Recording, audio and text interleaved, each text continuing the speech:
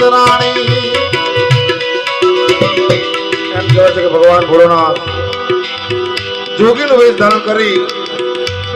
અને નંદ બાબાની ઘેર અલાખ નિરંજન એમ કઈ ઉભા રહે છે ત્યારે અંદરથી મા યશોદા મૈયા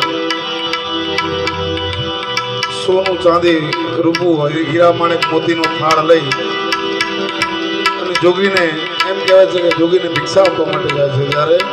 ભગવાન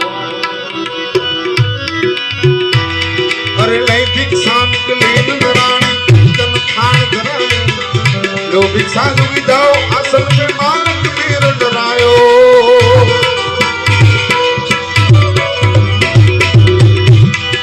हे प्रभु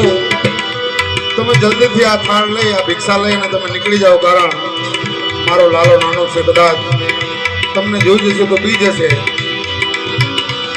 એટલે યશોદા મૈયા કહે છે અરે લઈ ભિક્ષા નીકળી નંદરાણી